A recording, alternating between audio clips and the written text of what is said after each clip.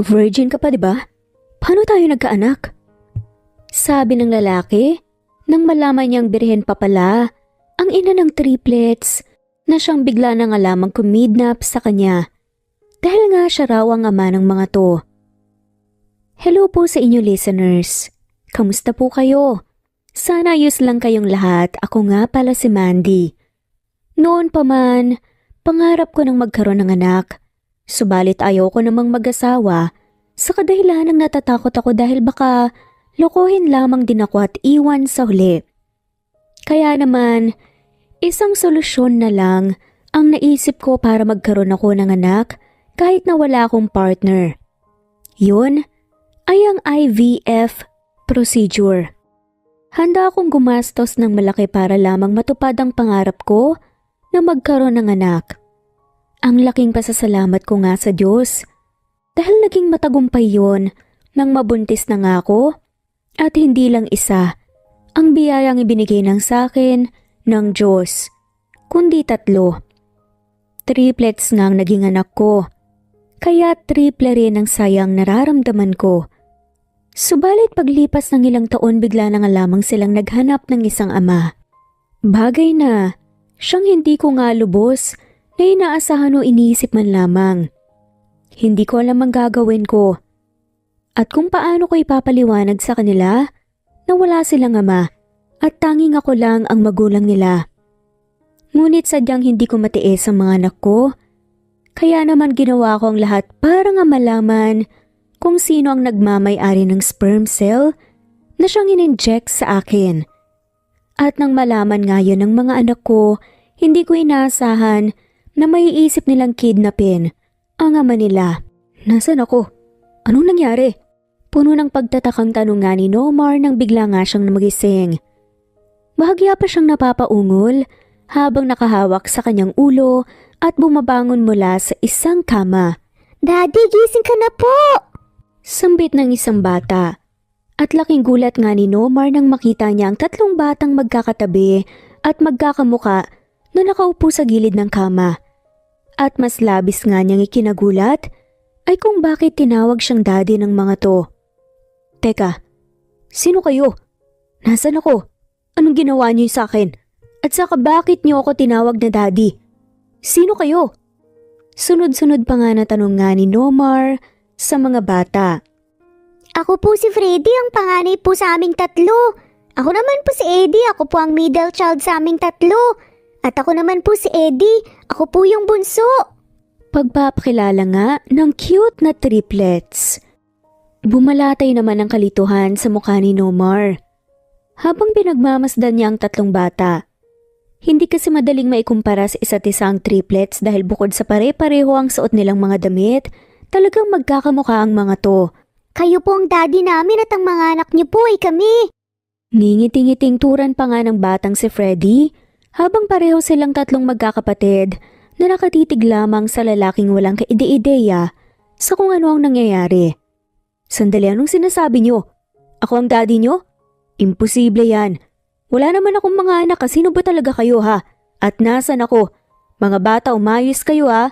Kung sakaling prank lang to, hindi mga bata ang titigil sa akin para bigyan kayo ng leksyon. Pananagutin ko pa rin kayo dahil sa ginagawa ninyo sa akin. Sabi naman ni Nomar sa mga bata na may halong pagbabanta.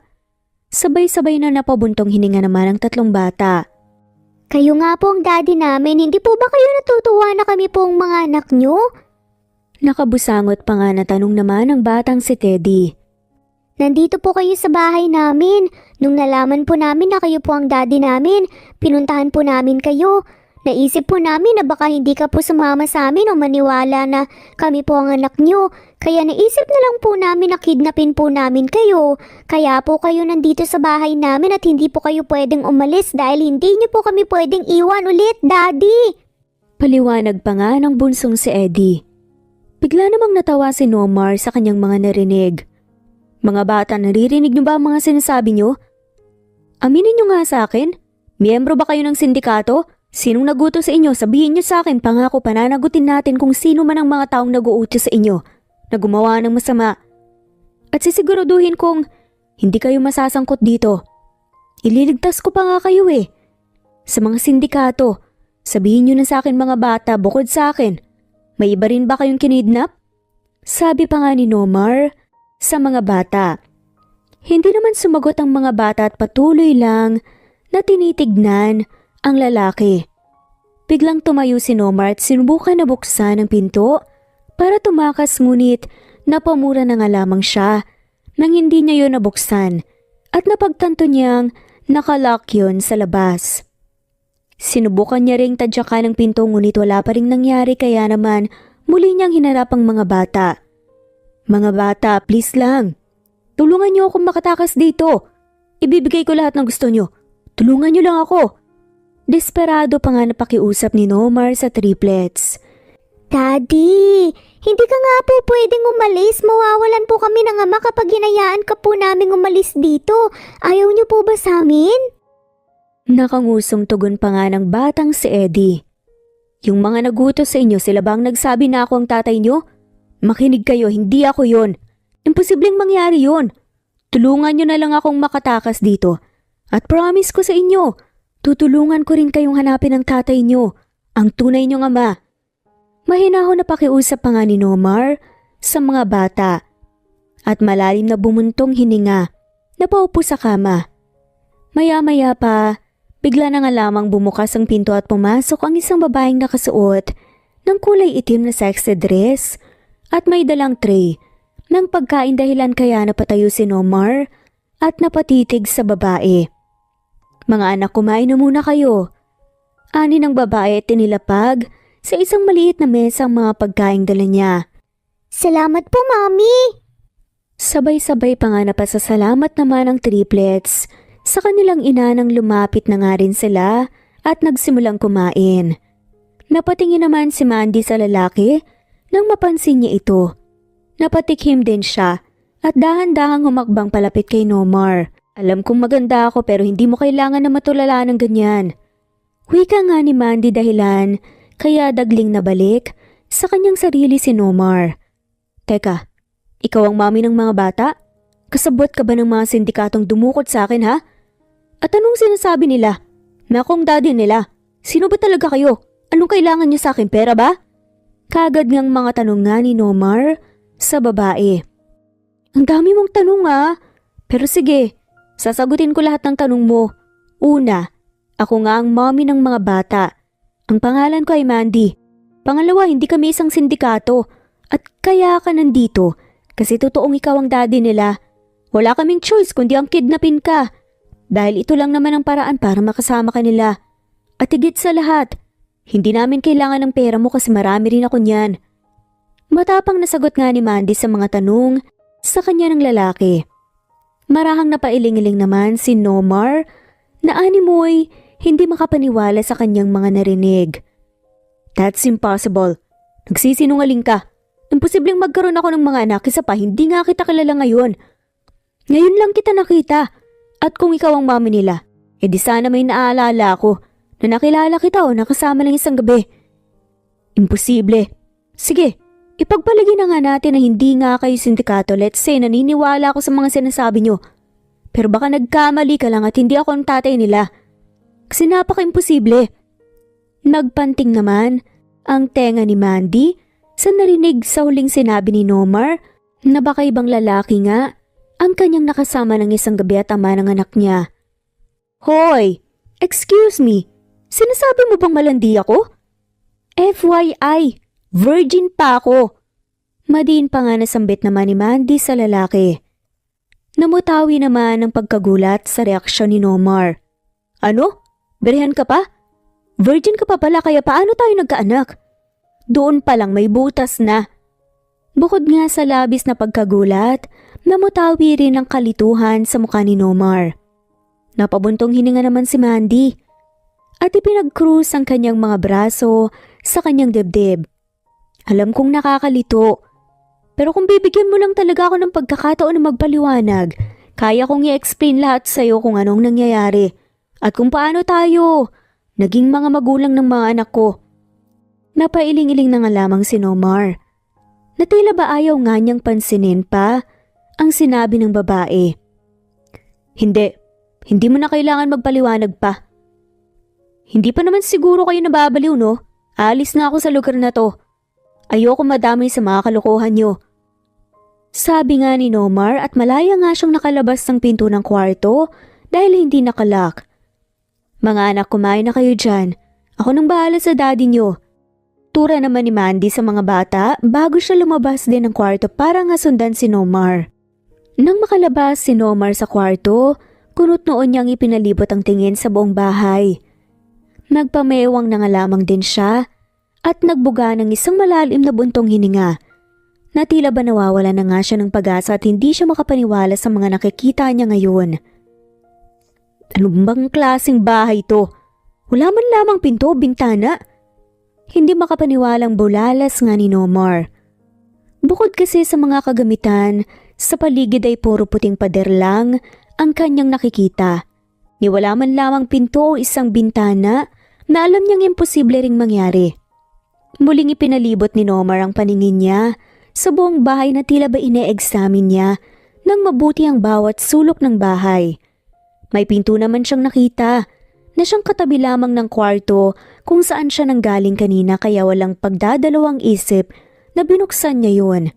Subalit na dismaya na nga lamang siya nang makita niyang isa lamang din pala yung kwarto at katulad sa kwartong pinagmulan niya. Wala rin yung bintana at tanging ilaw lamang ang siyang nagsisilbing liwanag sa buong bahay. Imposible to. Saan naman sila ilalabas? Kung walang pinto ang bahay na to, sigurado akong may pinto at nakatago lamang yun sa kung saan. Secret door ba? Usal pa nga ni Nomar at muling nagpaikot-ikot sa buong bahay para hanapin ang nagtatagong pintuan na maski ang pader ay kinakapa niya at bahagyang itinutulak. Bahagyang natawa na nga lamang si Mandy habang pinanonood lamang siya sa kasalukuyang ginagawa nito na halos mabaliw-baliw sa kakahanap ng pintuan. Tumikhim naman si Mandy para nga agawin ang atensyon ng lalaki at napalingon nga ito sa kanya. Sa tingin mo ba? Hahayaan ko lang na nakabukas ang pinto ng kwarto kung madali ka lang din makakaalis sa bahay na to? May pagkasarkastik pa nga na untag ni Mandy sa lalaki. Pwede ba? Huwag niyo nga akong paglaruan. Paalisin niyo na ako rito. Kung hindi, papupulis ko kayo. Pagbabanta naman ni Nomar na siyang itinawanan lamang ni Mandy. Go ahead. Yun ay kung makakaalis ka pa rito. Nakangising wika naman ni Mandy at unti-unting humakbang palapit sa lalaki habang matalimang tingin na ipinupukol niya kung saan nga siya namang unti-unting nagpaatras kay Nomar na tila ba nasisindak sa tingin na yun ng babae. Huwag kang lalapit. Kahit babae ka, kaya pa rin kitang patulan, lalo na sa mga ginagawa niyo. Medyo nanginginig na nga ang boses na pagbabanta nga ni Nomar sa babae. Natawa na nga lamang si Mandy at huminto na nga sa paglapit sa lalaki. Masyado ka namang kinakabahan. Chill ka lang dyan. Wala naman akong gagawing masama sa'yo. Hindi naman kita sasaktan. At hindi rin naman ako kanibal para kainin ka at wala kang choice ngayon kundi ang pakinggan ng paliwanag ko. Ano pa bang magagawa ko? Kinulong niyo na nga ako dito eh.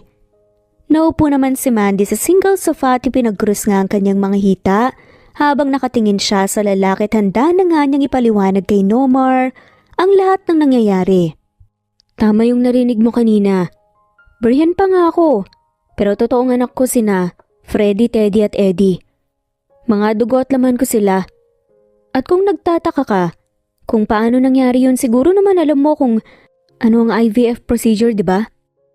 Panimulang ang paliwanag na ni Mandy na naging dahilan kaya unti-unting naglaho ang pagkakunot noon ni Nomar.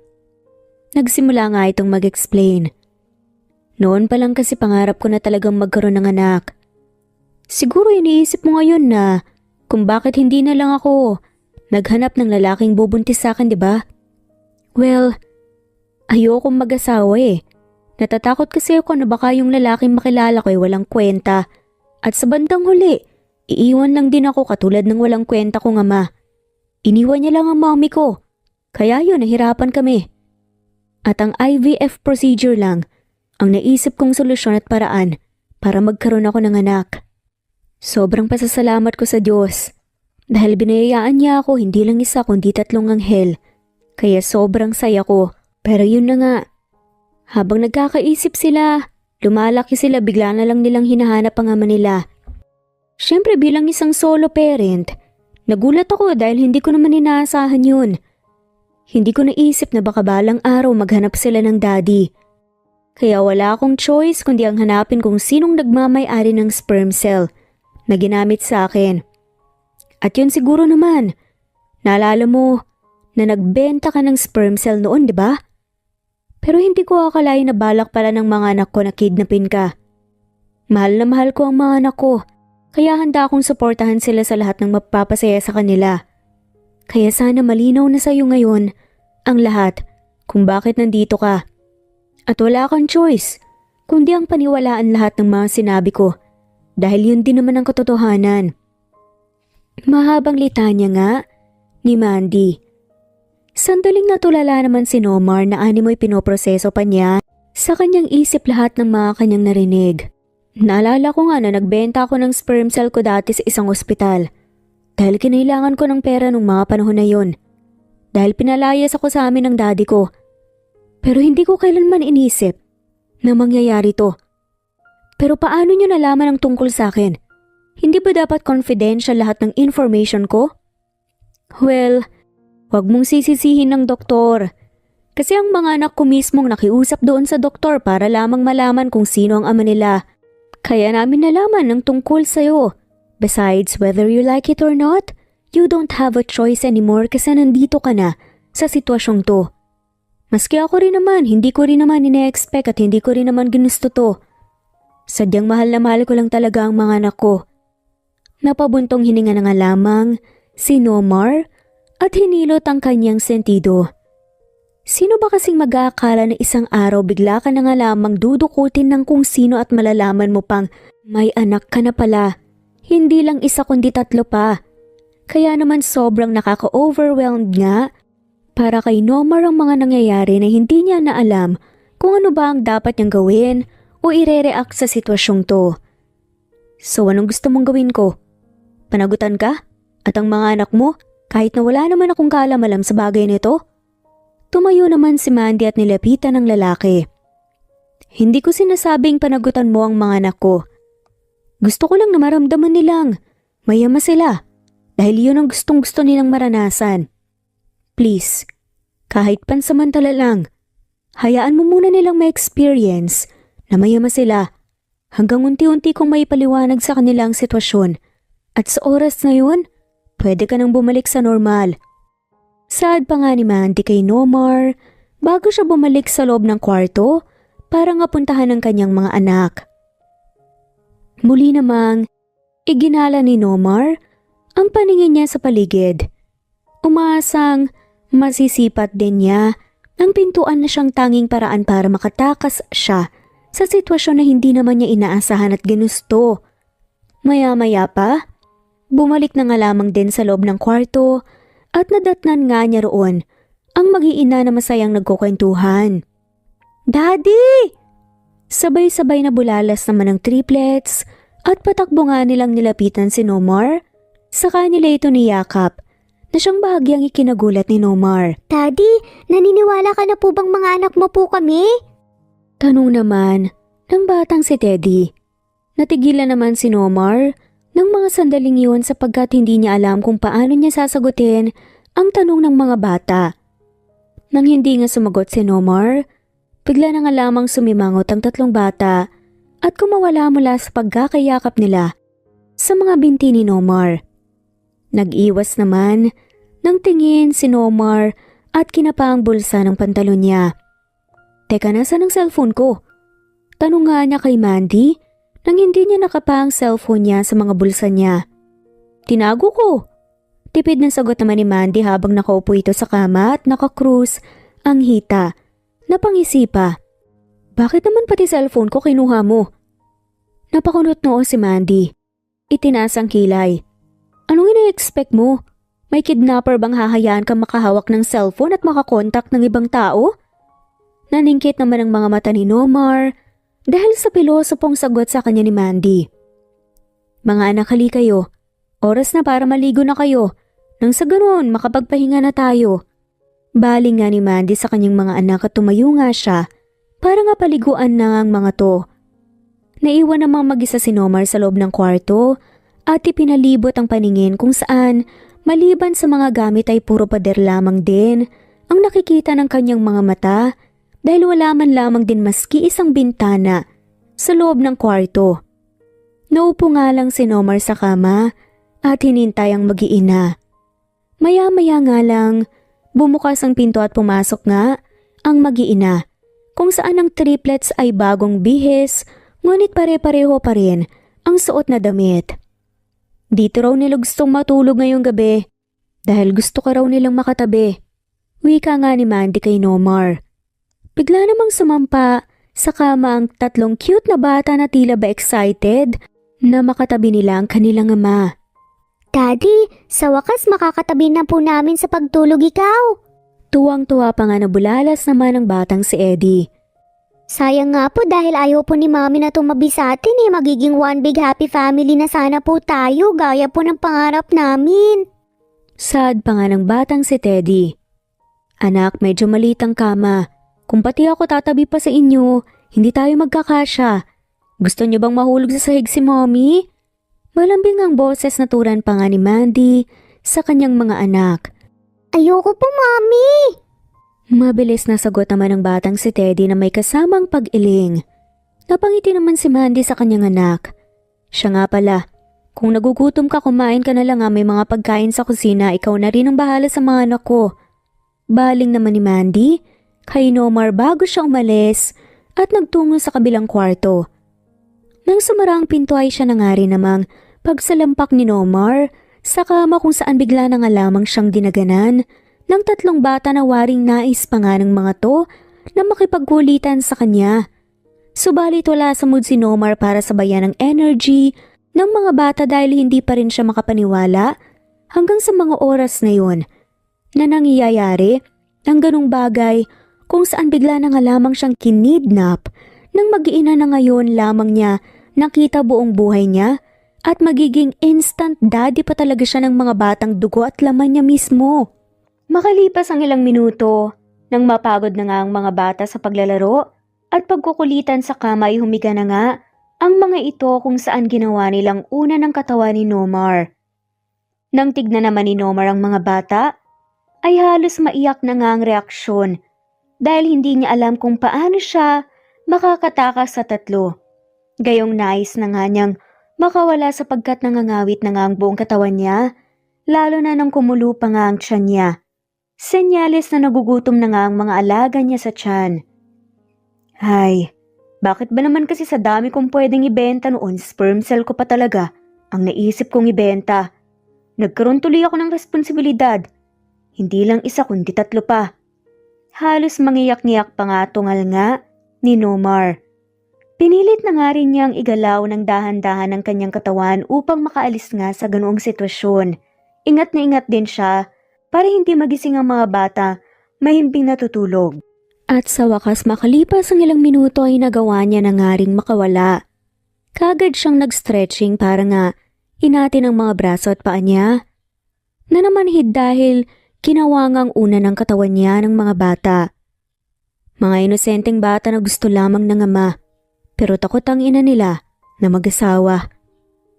Wika pa nga ni Nomar nang titigan niya ang mga bata. At halos mga pa nga rin siya kakahanap sa switch ng ilaw na siyang nakapatay ng mga sandaling yun. Bigla ring bumukas ang ilaw. Dahilan kaya halos mapatalo ng pagkagulat si Nomar habang nasa kusina. Nagugutom ka ba? Tanong naman ni Mandy. Tatanggi nga sana si Nomar ngunit bigla na nga lamang tumunog ang tiyan niya kaya hindi na nga siya nakatanggi pa. Hindi naman nagsalita si Mandy at bahagyang natawa na nga lamang at kumilos para nga paghandaan ng pagkain. Ang lalaki na siyang inilagay niya sa maliit na mesa na siyang nasa sala. Walang pasabi naman na naupo si Nomar sa sofa. Ito nga palang mga damit mo. Kung may kailangan ka sabihin mo lang sa akin. Sabi nga ni Mandy kay Nomar, nang ilapag na nga nito ang paper bags malapit sa inupuan. Nasaan ang cellphone ko? Tanong ni Nomar.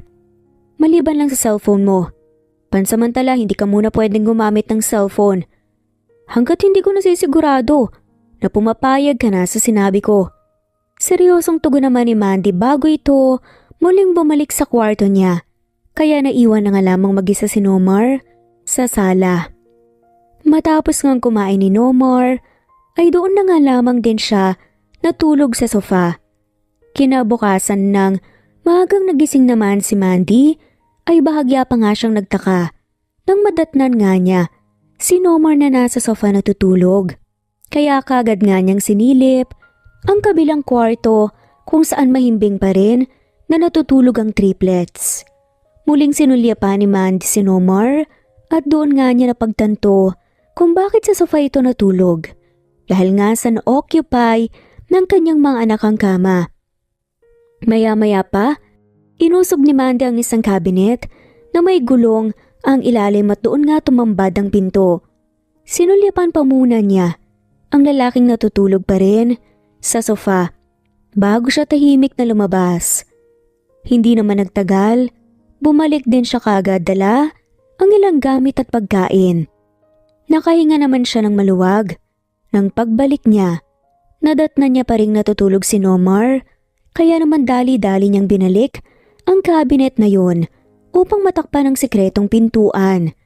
Naghanda na nga rin siya para sa almusal. Hindi pa gaanong dilat ang mga mata ng triplets nang lumabas sila ng kwarto at naglakad nga patungo kay Nomar at tinabihan nila ito sa sofa. Ang cute ninyong tignan nga apat.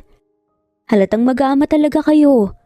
Biglang komento naman ni Mandy sa mag-aama habang hinahanda na nga niya ang mga pagkain sa maliit na mesa sa harapan ng mga nakatulalang mga bata kasama na rin si Nomar. Natawa na nga lamang si Mandy at nagsimula na nga silang kumain. Hindi ba masarap ang luto ko? Maya-maya pa itanong nito.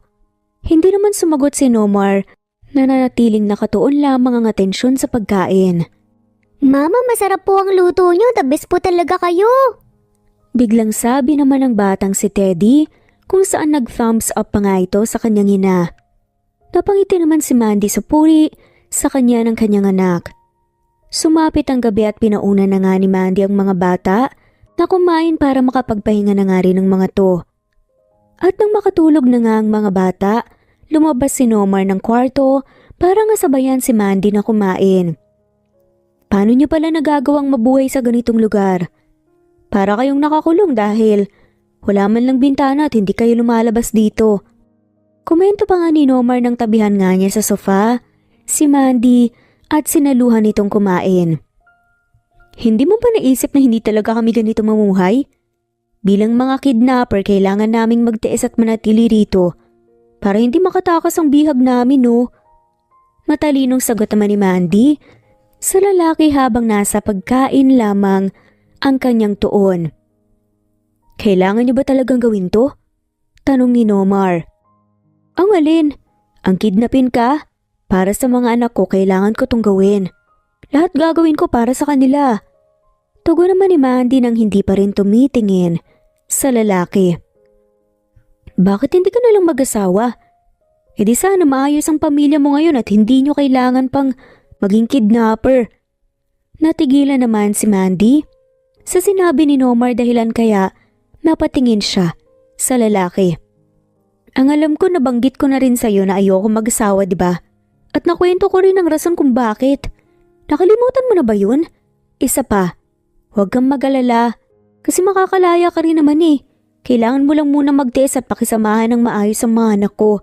Pansamantala hanggang sa may paliwanag ko sa kanila, paunti-unti ang sitwasyon at matanggap ang tanging ako lang magulang nila.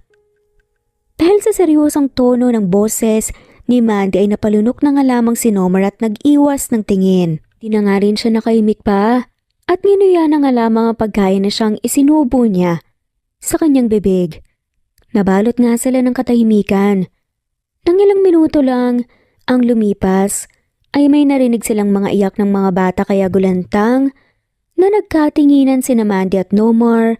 Saka sila patakbong nagtungo sa kwarto at nadatnan nga nila ang triplets na gising at umiyak. Mga anak, anong nangyari? Bakit kayo umiiyak? Puno nga ng pag-aalalang tanong ni Mandy sa kanyang mga anak. Bigla namang tumakbo ang mga bata patungo kay Nomar at napaiyak. Daddy, akala po namin iniwan niyo na po kami. Naluluha pa nga na sagot nga ng batang si Eddie. Napaluhod naman si Nomar para makapantay niya ang mga bata at niyakap nga niya ang tatlo. Nang makaramdam siya ng awa dahil sa patuloy na pagluha ng mga to. Huwag kayong magalala. Hindi alis si Daddy, okay? Dito lang ako, hindi ko kayo iiwan. Saad nga nito at tumahan din ng triplets. Habang yakap pa rin ni Nomar, ang mga bata ay napatingin siya kay Mandy na siyang nakatingin na rin pala sa kaniya. Hindi naman nagtagal ay muli na nilang pinatulog ang mga bata at humiga na rin si Nomar para nga tabihan ang mga ito. Sa paglipas ng mga araw ay unti-unti na ngang nagagawang mag-adjust ni Nomar kasama ang mag-iina. Nagagawa na rin niyang makisabay at makipagkulitan sa mga bata. Ngunit nandoon pa rin ang kagustuhan niyang makaalis na sa lugar na yon dahil ang pakiramdam nga niya ay para siyang nakakulong na hindi man lamang makita ang liwanag mula sa araw at ang sariwang hangin. Higit sa lahat ay iniisip niya rin ang mga magulang niya na malamang ay labis na ang pag-aalala sa kaniya. Gustuhin man niyang kumbinsihin si Mandy na sabihin na sa kaniya kung nasaan ang pinto at ibalik ang cellphone niya at hindi naman siya tatakas. Ngunit hindi niya rin magawa dahil batid niyang hindi maniniwala sa kaniya si Mandy at iisipin lamang nito na tatakas siya. Mga bata, hindi ba kayo nabobore sa ganitong klase ng buhay? Hindi naman siguro kayo mga vampira para magtago sa liwanag, 'di ba? Isa pa wala man lang TV o kahit na anong gamit dito na pwedeng pagkaabalahan, maski cellphone man lang. Pagkausap nga ni Nomar sa triplets. Umiling lang naman ang triplets. Bawal daw pong cellphone, sabi ni Mommy, dahil baka bigla mo na lang daw po kaming isuplong sa mga pulis. Hindi rin naman po boring dito kasi kasama ka po namin, Daddy. Isa pa po, hindi naman po talaga ito ang bahay namin. Basement lang po namin ito. Inaayos lang po ni Mommy para pansamantala dito po tayo. Lahat titira hanggang sa masiguro na po namin na hindi niyo po kami iiwan. Saad nga ng triplets. Napaawang naman ang mga labi ni Nomar sa kanyang mga narinig. Pabagsak na nga lamang niya na inihiga ang katawan sa kama at ipinikit ang mga mata. Samantala sa kabilang kwarto, abala si Mandy sa cellphone ni Nomar na siyang hawak niya nang biglang pumasok ang batang si Freddy at lumapit sa kanya. Anak, tatawagan natin ang mommy ng daddy mo, okay?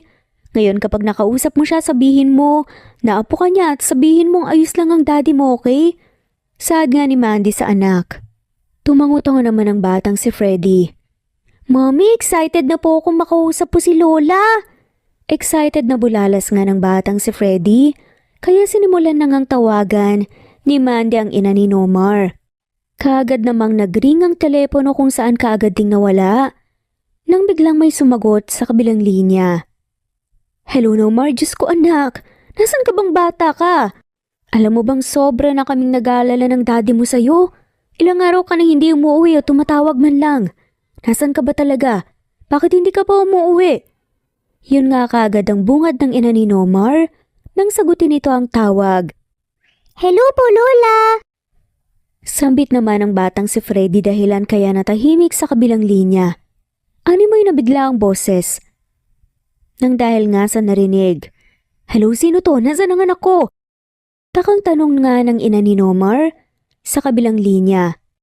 Lola, ako po to si Freddy, apo niyo po ako. Gusto ko lang pong sabihin na okay lang po si Daddy at kasama po namin siya ni Mommy pati na rin po ng mga kapatid ko kaya wag na po kayong mag-alala sa kanya. Ani nga ng batang si Freddy. Ha, apo? Teka, kailan pa ako nagkaroon ng apo? Totoo ba yung sinasabi mong bata ka? Kung gano'n, nasaan ang daddy mo? Naguguluhan pa nga na tanong ng ginang sa kabilang linya. Sasagot pa lang sana si Freddy nang bigla namang inagaw ni Mandy ang cellphone. Teddy, pinaiyak mo ba ang kapatid mong si Eddie? Bigla na lang kasing umiyak eh. Iritableng saad nga ni Nomar sa batang si Freddy na tila ba naistorbo ang pagtulog niya. Daddy, Wala po akong ginagawa kay Eddie. Isa pa po, hindi po ako si Teddy. Ako po si Freddy. Tugon naman ng batang si Freddy na tinama pa nga ang pangalan niya. Natigilan naman si Nomar. Halika na anak, puntahan natin ang mga kapatid mo. Ani ni Mandy at nagtungo nga sila sa kabilang kwarto. Ilang araw mo nang kasama ang mga anak ko pero hindi mo pa rin alam kung sino si Freddy, Teddy at Eddie. Hindi makapaniwalang po na nga ni Mandy. Daddy, hindi po si Eddie ang umiiyak kundi si Teddy po at si Eddie po yung napaiyak sa kanya. Pagtatama naman ng batang si Freddy sa kanyang ama. Nakakalito naman kasi silang tatlo. Magkakamukha nga sila, pare-parehas pa ng suot, buhok. Kaya paano ko naman malalaman kung sino sa kanila si Freddy, Eddie at Teddy? Pagrarason naman ni Nomar. Kung kikilalanin mo kasi silang mabuti, malalaman mo na may pagkakaiba pa rin silang tatlo. Wika nga ni Mandy habang pinapatahan niya ang anak na si Teddy. Hindi naman na nakasagot pa si Nomar na siyang napayuko na lang at napakamot sa kaniyang batok dahil sa pagkapahiya. Lumipas pa ang ilang mga araw at isang gabi nga ay kasama pa rin ni Nomar na natulog ang mga bata. Ngunit sa gitna ng gabi ay bigla na lamang nagising si Nomar nang may narinig siyang mga munting ingay at kaluskos na nagmumula sa sala. Kaya naman dahan-dahan siyang bumangon para hindi magising ang mga bata. Paglabas ni Nomar ng kwarto ay bumungad sa kaniya ang madilim na sala, kaya naman nagtungo siya kung nasaan ang switch at binuksan niya ang ilaw. Ganoon na nga lamang ang pagkagulat ni Mandy na napapitlag pa nang makita niya si Nomar na siyang nagbukas ng ilaw. Pinagmasdan naman ni Nomar si Mandy at kung ano ang ginagawa nito. Kasalukuyan kasing inuusog ni Mandy ang cabinet para nga takpan ang pintuan. Humakbang naman palapit si Nomar sa kinaroroonan ni Mandy kung saan si Mandy naman ay humakbang paatras habang mahigpit niyang hawak ang susi ng kandado. At nang mapagtanto nga ni Nomar kung ano ang posibleng ginagawa ni Mandy, ay kaagad niyang inusog paalis ang kabinet at doon ay tumambad nga sa kaniya ang sikretong pintuan na ngayon ay nakakandado. Kung ganoon, nandito lang pala ang pinto? Hindi makapaniwalang reaksyon nga ni Nomar. Nasaan ang susi? Ibigay mo sa akin, Mandy. Bakit ko naman ibibigay sa iyo ang susi? Kapag binigay ko sa iyo, edi nakatakas ka. Hindi ko naman hahayaan na makatakas ka. Mahirap na at baka isuplong mo pa kami sa mga pulis, no? Mandy, pinapangako ko na hindi ko sasabihin sa mga pulis ang lahat ng nangyari. Basta ibigay mo lang sa akin ang susi. Ayoko nga. Wala pa akong tiwala sa'yo. Matigas na saad naman ni Mandy. Mandy, please. Huwag kang magalala. Kasi tutuparin ko yung pangako ko na hindi ko kayo isusumbong sa mga pulis. Ibigay mo lang sa akin ang susi, please. Pangungumbinsi pa nga at pakiusap pa nga ni Nomar sa babae. Bigla namang ipinakita ni Mandy kay Nomar ang hawak niyang susi. Gusto mong makuha ang susi? Bakit hindi mo kunin? Pagkasabi nga noon ni Mandy, bigla na nga lamang niyang inilagay sa dibdib niya ang susi at napakapilya nga talaga nito. Namilog naman ang mga mata ni Nomar sa ginawa ni Mandy. Napalunok pa nga siya at mabilis na ibinaling sa ibang direksyon ng kanyang mga mata nang ma-realize niyang nakatitig siya sa dibdib ni Mandy. Napangisi naman si Mandy dahil doon. Ngayon na alam mo na kung nasa ng susi ng pinto, malayo mo nang makukuha yon. Yun kung kaya mo kunin. Nakangising sambit pa nga ni Mandy bago siya nagtungo sa kwarto niya. Kaagad namang nagtungo sa kusina si Nomar at naghilamos sa lababo habang iniiling-iling ang kanyang ulo. Bumalik si Nomar sa kwarto na tila ba hindi makapaniwala sa nangyari. Hindi rin siya nakatulog hanggang sa nag-umaga na nga. Bumangon nga si Nomar at naabutan niya si Mandy na nagluluto. Hays, bakit ba naman kasi doon pa niya nilagay ang susi? Nagmumukha tuloy akong manyak. Bulong na nga lamang ni Nomar sa sarili. Napatingin naman si Mandy sa lalaki nang mapansin niya itong tila ba may ibinubulong na siyang naging dahilan ng pagkunot ng noo ni Mandy. Matapos nilang kumain ay kaagad na naghugas ng kanilang mga pinagkainan si Mandy. Habang nakaupo naman sa sofa si Numar, ay madalas na napupunta sa gawin ng babae ang kaniyang tingin at napansin nga niyang panay na ginagalaw ni Mandy ang ulo nito na tila ba nakakasagabal ang buhok nito. Kaya naman tumayo na si Numar at kinuha ang tali sa buhok na nasa sofa at nilapitan nga niya si Mandy. Natigilan naman si Mandy nang maramdaman niya si Numar sa kaniyang likuran habang tinatali ang kaniyang buhok. Habang tinatali nga ni Numar ang buhok ni Mandy ay napatingin siya sa makinis nitong leeg. Ngunit mabilis niyang iniwas ang tingin at mabilis na tinali nga ang buhok ng babae. Salamat. Usal naman ni Mandy at ipinagpatuloy na nga niya ang paghuhugas ng mga pinggan. Habang nakatayo lamang at nakatitig sa kanya si Nomar. Biglang napunta sa dibdib ni Mandy ang mga mata ni Nomar kaya kaagad na nilingon ni Mandy ang lalaki nang mapansin niya yun. Nanlaki naman ang mga mata ni Nomar sa pagkagulat. Hoy, hindi ko tinitignan ang dibdib mo ha. Mabilis na depensa nga ni Nomar sa kanyang sarili. Tinapos na muna ni Mandy ang kanyang paghuhugas bago siya humarap sa lalaki. Pinaplano mo na ba kung paano mo makukuha ang susi? Tanong pa nga ni Mandy dito. Sinadya mo ba talagang ilagay yung susi para hindi ko makuha? Protesta ni Nomar. Sinadya? Pwede. Pero kadalasan normal na sa aming mga babae na maglagay ng kung ano-ano sa mga dibdib namin. Pili ang saad pa nga nito. Ang weird nyo para gawin na bulsa ang dibdib nyo. Iling na nga lamang ni Nomar. Napangisi lang naman si Mandy at pumasok na nga sa kwarto nito. Samantalang si Numar ay bumalik na lang din sa kwarto at nakipaglaro na lang din sa mga bata. At dahil nga sa wala naman silang masyadong nagagawa, sa lugar na iyon maliban sa pakikipaglaro at pakikipagkwentuhan sa mga bata, ay madalas na lumalabas ng kwarto si Numar para nga rin silip-silipin ng ina ng mga bata sa kung ano ang ginagawa nito. Nagbabakasali rin kasi si Numar na baka matiyempohan niya si Mandy na lumabas ng pinto nang sa gayon ay madali rin siyang makakaalis sa lugar nang hindi na niya kinakailangan pang kunin ang susi sa dibdib ni Mandy. At nang sumapit nga ang gabi, nang makatulog na ang mga bata, ay lumabas muli si Numar ng kwarto para nga puntahan si Mandy sa kabilang kwarto.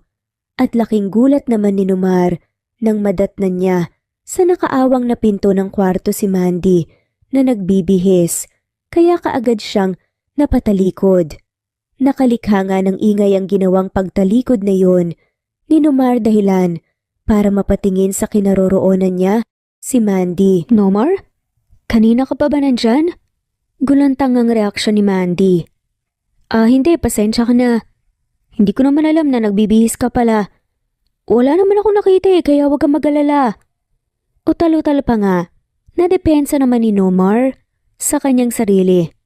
Mabuti naman at nandito ka. Manghihingi kasi sana ako ng tulong Kalmadong usal naman ni Mandy sa lalaki. Napakunot noo si Nomar. Tulong? Anong klaseng tulong? Hindi ko kasi masyadong maabot yung zipper sa likod nitong suot kong blouse. Okay lang ba kung tulungan mo kong tanggalin ng zipper? Bahagya ngang nagulat si Nomar.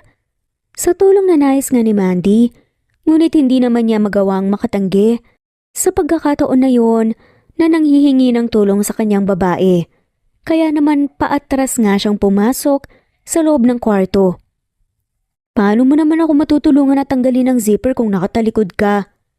Kunot noong reaksyon ni Mandy nang makita niya si Nomar na nakatalikod sa kanya. Napatikim na nga lamang si Nomar at unti-unti ngang humarap sa likod ni Mandy kung saan sa ibang direksyon nakatuon ang mga mata niya na tila ba hindi niya kayang tignan ang katawan ng babae. Kinapa nga niya ang likod ng babae kung saan bahagya pang nanginig nga ang kamay niya. First time mo bang tumulong ng babae na magtanggal ng damit? Bakit parang nanginginig ka ata?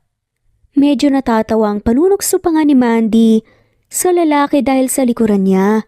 Ramdam din niya ang panginginig ng mga kamay nito.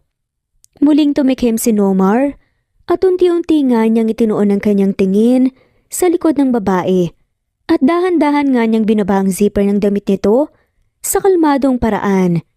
Ilang beses ngang napalunok si Nomar dahil habang ibinababa niya ang zipper ng damit ni Mandy ay lumalantad naman sa kanya ang makinis nitong likod. At nang malapit na nga niyang may ibaba ng tuluyan ng zipper na pahinto na nga lamang siya at nagtungo sa harapan ni Mandy. Teka nga, sinasadya mo ba to ha? Tumaas naman ang kilay ni Mandy sa tanong nito. Sinasadya? Ano sinasabi mo? Walang ideyang tanong naman ni Mandy. Itong ginagawa mo, sinasadya mo bang akitin ako? Natawa na nga lamang si Mandy nang ma-realize ang sinasabi ng lalaki. Hindi ko sinasadyang akitin ka, okay? At hindi ko nakasalanan kung naaakit ka man sa akin. Baka nakakalimutan mong lalaki pa rin ako, Mandy. Madiin ang boses na pagkakasambit nga ni Nomar nang taimtim niyang tinitigan sa mga mata ang babae. Dahil din sa sinabing iyon ni Nomar ay natigilan si Mandy at hindi na nagawang makaimik. At namilog nga sa pagkagulat ang mga mata ni Mandy nang bigla na lamang siyang hinalikan sa mga labi ni Nomar. Nakaramdam ng kaba si Mandy ng mga sandaling iyon ngunit hindi niya mawari kung bakit hindi niya magawang itulak ang lalaki palayo bagkus ay kusa niya pang tinugunan ang halik sa kaniya ng lalaki. At makalipas nga ang ilang minuto na kanilang paghahalikan ay naghiwalay na ang kanilang mga labi. Kung saan akmang aalis na sana si Nomar nang mapagtanto niya ang kaniyang ginawa nang bigla naman siyang pinigilan ni Mandy. Ano yun? Basta ka nalang alis pagkatapos mo kong halikan? Wala ka ba talagang paninindigan ha? Hindi makapaniwalang sabi nga ni Mandy sa lalaki. Namutawi naman ang kalituhan sa mukha ni Nomar sa kung ano ang nais na ipakahulugan nga ni Mandy sa mga sinabi nito. At bago pa man maibuka ni Nomar ang bibig niya para makapagsalita, ay dagling siniil ni Mandy ng halik ang kanyang mga labi na kanyang ikinagulat. Ngunit kalaunan ay sinabayan na nga rin niya yun. Nagkusa na nga rin ang mga kamay ni Nomar, nahuba rin ang damit ng babae at napalunok siya. Nang lumantad sa kanya, ang dibdib nito na siyang natatakpan nga ng bra. At nakita nga niya ang susi doon na gustong-gusto na nga niyang makuha ngunit nang mga sandaling yun hindi na nga niya kayang kontrolin pa ang kanyang sarili. At ang init ng kanyang nararamdaman kaya naman muli niyang siniil ng halik ang mga labi ni Mandy. Please, dahan-dahanin mo lang Nomar. Alam mo namang virgin pa ako at first time ko to. May kaba nga sa boses. Napakiusap ni Mandy sa lalaki nang ihiga siya nito sa kama. Magtiwala ka lang sa akin. Tanging sagot na nga lamang ni Nomar at dahan-dahan na nga niyang tirumansang babae, ang ina ng kanyang mga anak. Nang gabing iyon ay nag-isa nga ang kanilang mga katawan. Para sa kanila ay isa iyong magandang karanasan na hindi nila kailanman malilimutan. Nakatitig nga lang ang mulat na mga mata ni Nomar sa puting kisame habang natutulog sa kaniyang tabi si Mandy. Maya-maya pa ay dahan-dahan at maingat na bumangon si Nomar nang kama sa kasinuot muli ang kaniyang mga damit. Napatingin nga siya sa susi na siyang nasa bedside table at walang pag-aalinlangan na kinuha niya iyon. Kinalkal din niya ang mga drawer na naroroon para hanapin ang cellphone niya. Maingat niyang ginagawa iyon upang hindi nga magising si Mandy. At namutawi nga ang ngisi ni Nomar nang sa wakas ay nahanap niya rin ang kaniyang cellphone. Bago siya tuluyang lumabas ng kwarto ay sandali pa muna niyang sinulyapan si Mandy na mahimbing ang tulog. Tila ba napagod talaga ito sa kanilang ginawa. Dahan-dahan nga na inusog ni Nomar ang cabinet na siyang tumatakip sa pinto ng lugar at kaagad nga niyang matagumpay na nabuksan ang lock gamit ang susi na hawak niya. At noong aalisin na sana niya ang kandado para buksan ang pinto, ay bigla na lamang siyang natigilan. Bigla ngang sumagi sa isip ni Nomar ang mukha ng triplets, pati na rin ni Mandy. Sa hindi maipaliwanag na dahilan, ay tila ba nagkaroon ng pag-aalinlangan si Nomar ng mga sandaling iyon. Maya-maya pa ay binuksan niya ang kaniyang cellphone at dinayal ang number ng kaniyang ina. "Hello anak? Nomar anak, ikaw na ba yan? Ha?" Kagad ngang sagot ng ina ni Nomar sa kabilang linya. "Hello mom." Sagot naman ni Nomar, pinipigilan ng sarili na huwag maging emosyonal. Matapos marinig ang boses ng kanyang ina. "Diyos ko anak, nasan ka ba talaga ha? Gusto mo ba kaming patayin ng daddy mo sa sobrang pag-aalala sa'yo? Tsaka totoo bang may mga apo na kami ha? Kaya ka ba walang paramdam sa amin ng daddy mo dahil kasama mong pamilya mo? Dahil ba natatakot ka na baka magalit kami sa'yo? Anak, makinig ka. Hindi kami galit ng daddy mo sa'yo kung totoo man na may pamilya ka na. Ang totoo nga niya, natutuwa pa ka nga kami kasi may mga apo na pala kami. Ang gusto lang namin makita ka namin pati na nga rin ang pamilya mo." Automatic ngang napakunot ang noon ni Nomar sa mga narinig sa sinabi ng kanyang ina. At doon nga napagtanto niya na baka nga tumawag ang mag-iina sa magulang niya at sinabi ang tungkol sa kanila. "Mom, huwag na po kayong mag-alala. Ayos lang po ko. Pakisabi na lang din po kay daddy. Sorry po kung ngayon lang po ako tumawag sa inyo. Huwag po kayong mag-alala. Uuwi rin naman po ako at isasama ko rin po ang mag-iina ko. Bye, mom." Pinatay nga ni Nomar ang tawag ng hindi na nga niya hinintay pa na magsalita ang kanyang ina. Nang mga oras na yun, isa lang ang tumatakbo sa isip niya. Yun ay ang hindi niya kayang umalis at iwan ng mag-iina.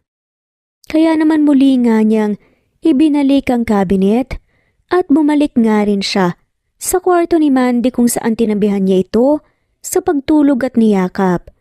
Kinabukasan ng magising nga si Nomar ay wala na nga sa kanyang tabi si Mandy. Kaya naman lumabas siya ng kwarto at nadatnan nga niya ito na naghahanda ng pagkain. "Good morning. Mabuti naman at gising ka na.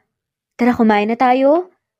Masiglang bati nga ni Mandy sa lalaki nang mapansin niya ito. "Good morning din." Pabalik na bati naman din ni Nomar at tumupo nga siya sa sofa sa tabi nga ni Mandy at sabay nga silang kumain na dalawa. "Siya nga pala, bakit hindi mo ginawa?" Biglang tanong nga ni Mandy sa gitna ng pagkain nila. Lumingon naman si Nomar kay Mandy. "Ang alin?"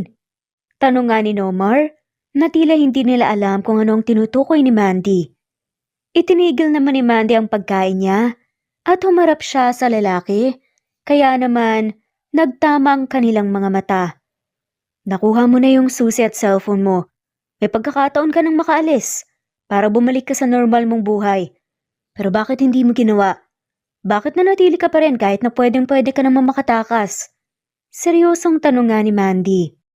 Bahagyang natigilan naman si Nomar at nilunok nga muna ang mga pagkain na siyang natitira sa loob ng bibig niya. "Gusto ko lang malaman, bakit ibinigay mo ang sarili mo sa akin kagabi?" Biglang tanong naman ni Nomar na hindi man lamang sinagot ang tanong ni Mandy sa kanya. Ilang beses ngang napakurap-kurap si Mandy. Marahil ay hindi nga niya inaasahan na itatanong sa kanya iyon ni Nomar.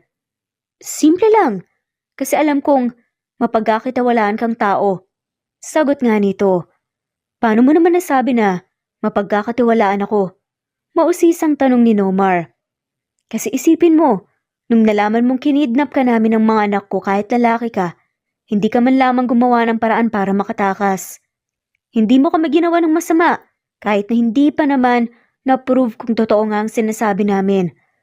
Kaya na-realize kong mabuti kang tao at hindi ko pinagsisisihan na ikaw ang naging ama ng mga anak ko." Tugon pa nga ni Mandy. "Siguro nga kinidnap niyo ko, pero katulad ng sinabi mo babae ka lang at ang mga bata ang mga anak ko. Kaya hindi ko maatim na saktan kayo isa pa. Harmless naman kayo eh. Kaya sinakyan ko na lang ang gusto mong mangyari nung una. Pero uulitin ko ang tanong ko sa'yo. Bakit ibinigay mo ang sarili mo sa akin kagabi nang walang pag-aalinlangan?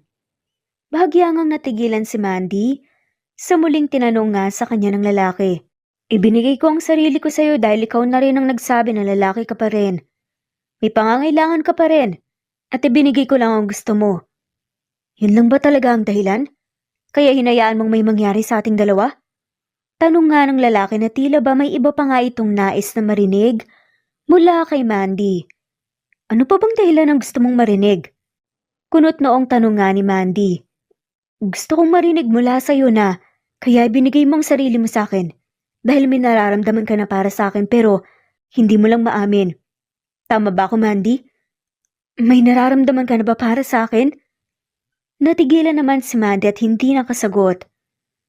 Alam mo ba kung bakit hindi ko nagawang umalis? Kahit na may pagkakataon na ako matakas? Sasagutin ko yung tanong mo sa akin kanina. Ang totoo niyan, maski ako hindi ko maintindihan ang sarili ko kung bakit hindi pa ako umalis. Nabuksan ko na yung lock. Pwedeng-pwede na akong makatakas. Tinawagan ko na ang mommy ko at sinabi ko na sa kanya. Pero, ewan ko ba? Ang weird lang dahil sandaling panahon ko palang kayong nakasama. Mukhang napalapit na ang loob ko sa inyo. Hindi ko kayang umalis kasi hindi ko kayo kayang iwan. Litanya nga ni Nomar at unti-unti nga niyang inilapit ang mukha niya sa mukha ni Mandy. Hindi magawang makapagsalita ni Mandy o maski makakilos man lamang hanggang sa nagdampi nga ang mga labi nilang dalawa. Sandali lamang yun at naghiwalay rin ang mga labi nila mula sa isa't isa. I think I'm falling in love with you, Mandy. Yes, it's weird. Pero totoong sinasabi ko. Totoo itong nararamdaman ko. Sa maiksing panahon na nakasama ko kayo, biglang sumagi sa isip ko na sana totoo na lang ang lahat ng to. Na sana hindi ito pang temporary lang dahil gusto ko na kayong makasama habang buhay. Alam ko rin na sinabi mo sa akin na pansamantala lang to pero Mandy, bakit hindi na lang natin totohanin to? Hindi na lang natin gawing panghabang buhay ang lahat. Tutal, mga dugo at laman ko rin naman ng mga bata. Kaya pwedeng maging isang pamilya na lang tayo. Dagdag na sambit pa nga ni Nomar. Nag-iwas naman ang tingin si Mandy matapos niyang marinig ang pag-amin ni Nomar sa kanya. Sigurado ka ba dyan sinasabi mo? O baka naman sinasabi mo lang yan kasi naawa ka sa aming mag-iina. Isipin mo, hindi birong pagkakaroon ng isang pamilya dahil isang malaking responsibilidad yun. Ayoko ring umasa sa iyo ang mga bata lalo na at alam kong gustong-gusto ka talaga nila bilang ama. Seryosong wika naman ni Mandy. Mandy, seryoso ako at sigurado sa lahat ng mga sinasabi ko. Sana maniwala ka sa akin na totoong nararamdaman ko. Tumingin naman si Mandy sa lalaki at sinalubong ang mga mata nito. Naniniwala ako sa iyo kasi nakikita ko sa mga mata mo na hindi ka nagsisinungaling. Isa pa, normal ang paraan ng pagtitig mo sa akin itong mga nagdaang araw hanggang ngayon. Naalala kong sinabi sa akin ni Mommy, malalaman mo raw kung gusto ka ng isang tao base sa paraan ng tingin nila. Pero hayaan mo muna sana akong pag-isipan. Ayoko namang magmadali. Alam kong sincere ka. At alam kong totoo ang mga pinapakita mo pati sa anak natin. Pero kung para lang sa mga bata kaya kitang tanggapin. Kaagad. Tipid na ngumiti naman si Nomar sa mga sinabi ng babae. Don't worry, hindi naman ako nagmamadali eh. Bibigyan kita ng oras para pag-isipan yung mga sinabi ko. At huwag kang mag-alala, kasi handa rin akong alisin yung takot mo dahil sisiguraduhin kong hindi mo mararanasan yung naranasan ng mommy mo noon. Pagkatapos ngang sabihin niya ni Nomar, ay hinagkan siya ng lalaki. Senyalis bilang pagrespeto. Siya nga pala, nasan pala yung mga bata? Tulog pa ba sila? Maya-maya pa itanong nga ni Nomar nang bumalik nga sila sa pagkain nila. Nanonood sila ng TV. Mabilis na sagot naman ni Mandy. TV? Kung ganun, naglagay ka na rin pala ng TV? Ang sabi ko nanonood sila ng TV pero hindi ko sinabi na sa loob ng kwartong yan. Wika ni Mandy. Kung ganun wala na sila rito at nasa... Tama ka. Putol nga ni Mandy sa sasabihin ni Nomar. Tumayo naman si Mandy at nilapitan nga ang lalaki. Wala na rin namang dahilan para magstay rito. Ano tara na? Kanina pa kasi naghihintay sa atin ng mga bata. Hindi na nga naghintay pa si Mandy Na makapagsalita si Nomar at hinila niya kaagad ang kamay nito paalis sa basement at laking gulat nga ni Nomar nang bumungad sa kanyang malaki at magandang bahay ni na Mandy. "Good morning, Daddy!" Sabay-sabay na batingan ng triplets nang makita nila ang kanilang ama at masayang sinalubong nila ito ng isang yakap. Napangiti naman si Nomar at niyakap din pabalik ang mga bata. "Good morning din mga anak. Kamusta ang tulog niyo?" Okay naman po, Daddy. Sagot ng batang si Teddy. Ako po, Daddy, masarap po ang tulog ko dahil nagkaroon po ako ng isang magandang panaginip. Sabad naman ng bunsong si Eddie. "Talaga? Ano naman yung panaginip mo?" Usisa naman ni Nomar sa kanyang anak. Mabuti naman at hindi ka nalilito kung sino si Eddie sa kanila. Hindi makapaniwalang komento ni Mandy ng tamang pangalan ang itinawag ni Nomar sa bunso nilang anak. Mahinang natawa si Nomar. "Siyempre naman. Kinilala ko talaga sila ng mabuti para naman hindi na ako mapapahiya sa harapan niyo." Pagdadahilan ni Nomar at bumaling na nga itong muli sa kanilang mga anak. Napanaginipan ko po na gumagawa raw po kayo ni Mommy ng baby at... Hindi nga na ituloy ng batang si Eddie ang kanyang sasabihin nang biglang tinakpan ni Nomar ang bibig nito. "Huwag mo nang ituloy." Pigil nga ni Nomar sa bata. Nagkatingin na naman si Mandy at Nomar kung saan pareho silang may gulat na reaksyon sa biglang sinabi sa kanilang anak. Bigla namang hinila ni Mandy si Nomar palayo sa mga bata. "Teka nga, hindi mo ba sinara yung pinto kwarto kagabi?" Pabulong nga na anas nga ni Mandy sa lalaki. Napakamot naman ang batok si Nomar. "Masyado akong nadala kaya hindi ko na naisip na nakabukas yung pinto. Pero mukhang hindi naman yun ang tinutukoy nila eh. E paano kung yun yung tinutukoy nila?" "Sorry na. Saka sigurado naman akong tulog na sila noon bago ako lumabas ng kwarto." "Mommy, Daddy, nag-aaway po ba kayo?" Biglang tanong naman ng batang si Freddy. "Ha? Hindi anak." Iling-iling na nga lamang na sagot ni Mandy sa kanyang anak. Makalipas lamang ang ilang sandali ay biglang lumabas ng bahay si Nomar at tumingala nga sa kulay asul na kalangitan na siyang natatakpan ng ilang mga puting ulap. Napangiti nga si Nomar dahil sa ilang araw na pagkakulong niya sa basement ay ngayon na nga lamang muli niya nasilayan ang ganda ng sikat ng araw. "Nagbago na ba ang isip mo? Naiisip mo bang tumakas?" Pabirong tanong nga ni Mandy nang puntahan niya ang lalaki. Napalingon naman kay Mandy si Nomar at napangiti nga ito nang makita niya ang babae at nilapitan naman niya ito at hinapit ang bewang nito palapit sa kanya. "Masaya lang ako na sa wakas. Nasilayan ko na ulit ang araw. Maganda rin ang panahon ngayon, mukhang tinadamayan din ako dahil maganda rin ang pakiramdam ko ngayon." Nakangiting wika nga ni Nomar. "Talaga? Bakit naman?" Usisa nga ni Mandy. "Kasi may magandang babae sa harap ko ngayon." "Sus, bolero." Hirap nga ni Mandy. "Hindi kita binobola." "O sige nga, kung maganda talaga ang pakiramdam mo ngayon, halika tulungan mo ako magluto." Biglang yaya nga ni Mandy at hinila papasok sa loob ng bahay si Nomar. "Alam mo, naisip ko lang, para na pala talaga tayong mag-asawa no?" Biglang hirit nga ni Nomar habang kasalukuyan na nga niyang tinutulungan sa pagluluto si Mandy.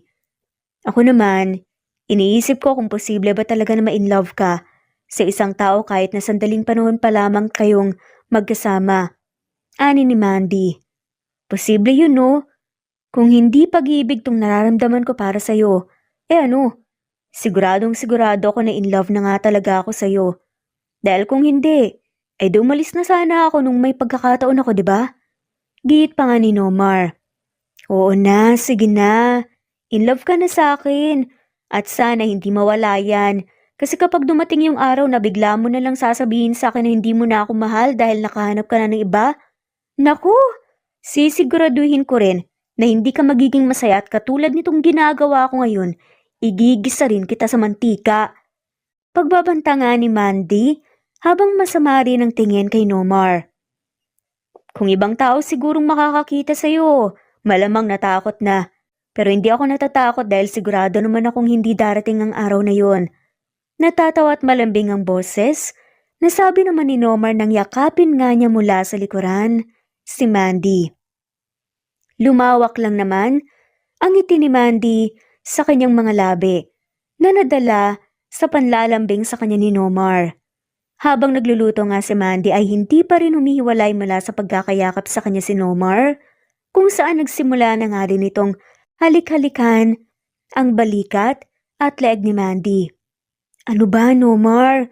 Tigilan mo nga ako. Natatawang sita nga ni Mandy sa lalaki na tila ba nakikiliti siya sa ginagawa nito. Bakit?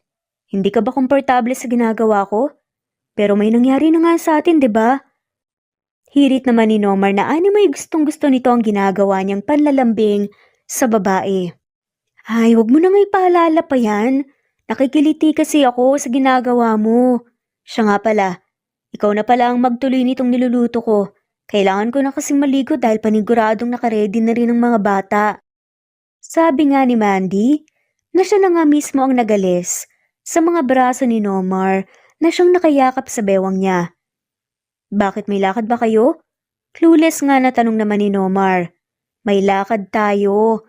Pupuntahan natin ang mga magulang mo kaya bilisan mo ang pagluluto para nang sa gayon makapaghanda ka na rin. Sarapan mong luto ah.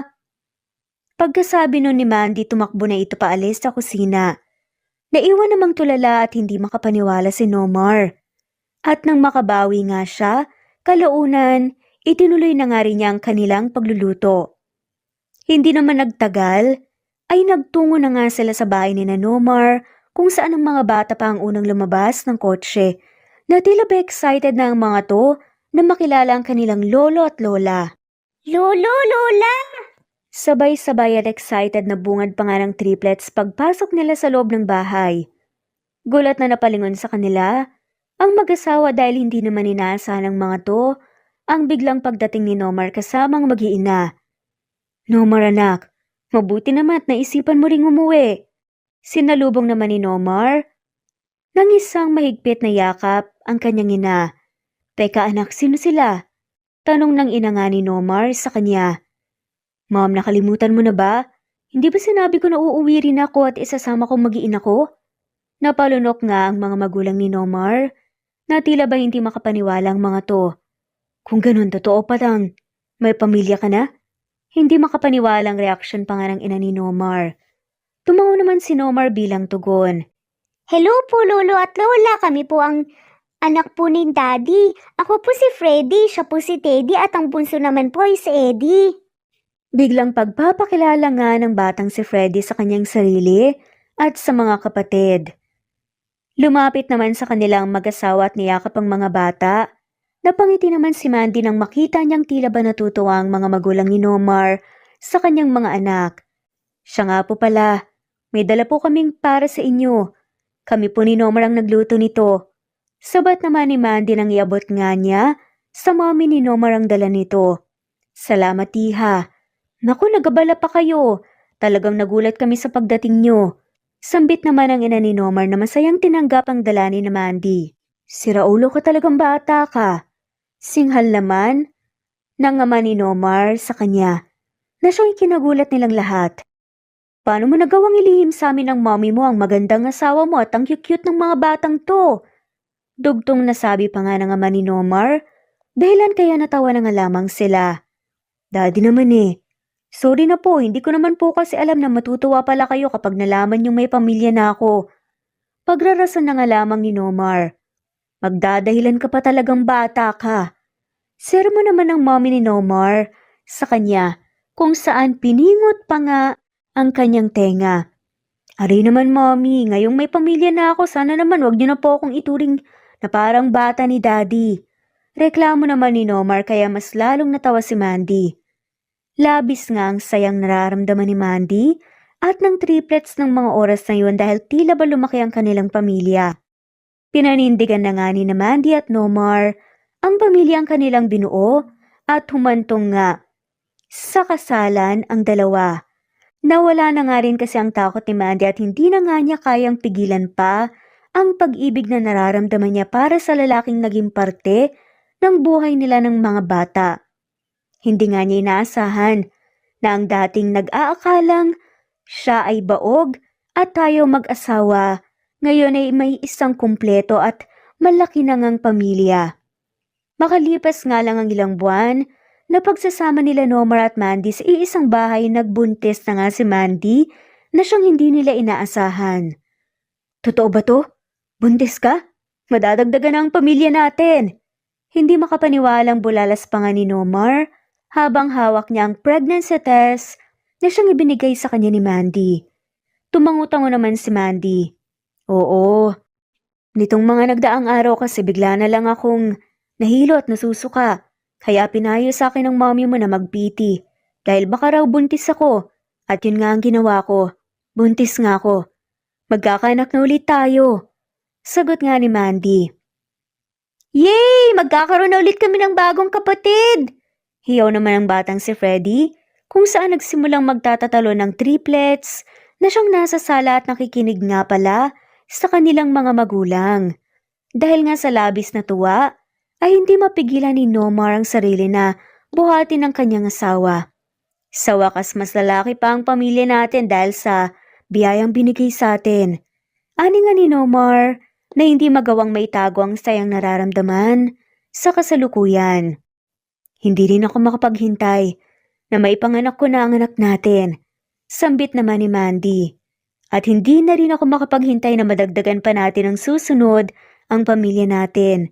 Biro pa nga ni Nomar dahilan kaya natatawang hinampas siya ni Mandy sa kanyang balikat. Sira ka talaga. Hindi ko pa nga naipapanganak tong ipinagbubuntis ko, gusto mo na kaagad ng dagdagan? Natatawang singhal na nga lamang ni Mandy sa kanyang asawa. Masaya lang talaga ako.